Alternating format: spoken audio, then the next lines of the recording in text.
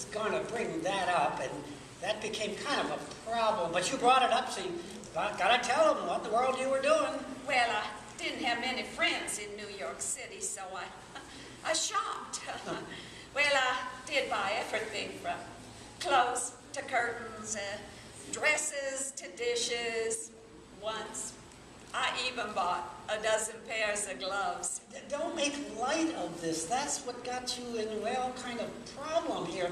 You've got to tell them how you made your purchases. Well, I bought everything on credit. That's what I didn't understand. Why did your husband give you permission to do that? Mr. Lincoln had no idea what I was doing. Ah, but folks, you know, merchants do not sell goods to wives on credit without the express percent commitment of the... Well, just remember, that's probably why you're not know exactly what you want to say. Just remember that I was not just any old wife, was I? No. Who would not extend credit to the wife of the President of the United States? Those merchants took advantage of that. Well, I have to admit, near the end of my husband's third term, well, I did owe quite a bit of money to those merchants. How much was that? You never told me. $25,000. I'm sorry. No. What'd you say? I said $25,000. Oh, wait a minute. What was the annual salary of the president in that day? $25,000 a year. Oh, so you all can imagine the panic that I was beginning to feel. Why, if my husband did not win re-election, I would be doomed. Those merchants, they would demand immediate payment. And what was I to tell my husband then about the why and the wherefore of my spending his hard-earned money behind his back? Well, fortunately for me, he won re-election. Oh, wait a minute. That meant your debt problem was put on hold, but it wasn't solved. Oh, I know, but I put that out of my mind. When we learned that General Lee had surrendered at Appomattox and that war was going to be ended. Oh, the weight of that war was being lifted from my husband's shoulders, and he was looking forward to serving as a peacetime president. Oh, he was so much happier and animated. He even sent me a handwritten note asking to take me on a buggy ride. Oh, a thoughtful gesture that harkened back to our courting days. Well, on that buggy ride, he did say to me that we must both be more cheerful. With the war and the passing of our darling Willie, we have been very miserable. Well, I raised my eyebrows at that blunt and yet gentle assessment because, well, as Mr. Edwards knows, it was directed at my behavior.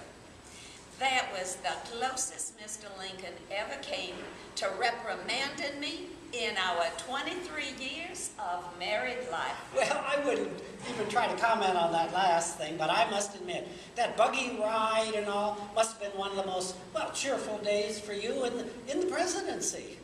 Well, that was April 14th, Good Friday. Oh, that was yes, before we went to Ford's Theater. Well, there's no need to go into but that. I want to tell these people. No, I know they would understand. No, I want to tell these people what happened that evening. You be careful. I will be so careful, Mr. Edwards. I'm doing just fine. Well, Mr. Lincoln had chosen a light, entertaining comedy, Our American Cousin, starring the popular Laura Keene. Well, we got there a little bit late. The play had already started. But that orchestra, they stopped those actors up there on stage by playing Hail to the Chief. Oh, and then the audience stood and gave their president thunderous applause. Oh, Mr. Lincoln's face just glowed with appreciation. And then, of course, we sat down and the play continued. And then at one point, I reached over and I clung to my husband's arm, just as if we were newlyweds, and then I whispered to him, what will the young lady with whom we were sharing the box, what will she think of my bold behavior? Well, he whispered back, she won't think anything about it. And, well, those were the last words that my husband uttered because, well, you see, a shot rang out and a bullet entered his brain, immediately obliterating that brilliant mind that had stolen my heart decades earlier. And then, well, his labored breathing, it lumbered on, driven by that bulldog determination that I had so admired ever since that first cotillion when he danced with me in the worst way. Well, his breathing continued for some 10 hours, and then it stopped, and Mr. Lincoln passed over. Mr. Lincoln had died right then, and well, now the life of the wife of the president as a widow was beginning, and she was overtaken with grief. And yet, if that wasn't bad enough, she had the responsibility of figuring out how she's going to gather up what belonged to the family and eventually leave the White House. And of course, she had no ability at that moment to go with the body of the president to Springfield for the burial.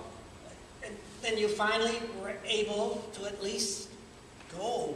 But I simply could not return home to Springfield. So I chose instead to take up residence in a hotel in Chicago. Now, I had very few friends left in Washington to say goodbye to me, but sadly, when my boys and I arrived in Chicago, there was nobody there to greet us. Yeah, and what was happening was that weight of that personal debt that was hanging over, and I understand the merchants were starting to push to get paid.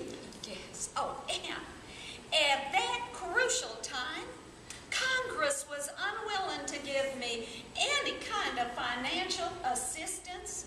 They even refused to pay for items which I had bought for the executive mansion and, of course, I had left behind. Well, you know, I've got to tell you a sad thing. Mr. Lincoln, who I consider the most brilliant lawyer I'd ever met, and maybe everyone would have said that lawyer had not made out a will.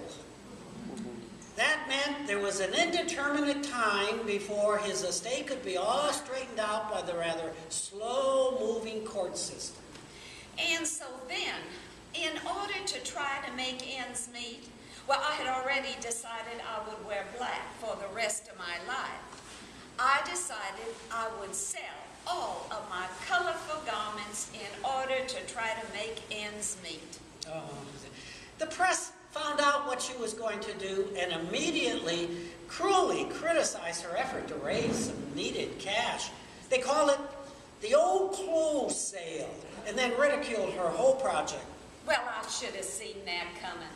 Editors once again scorned me, shaping public opinion to despise me. Oh, but what hurt, almost like a knife to the heart, was the betrayal of my firstborn son, Robert.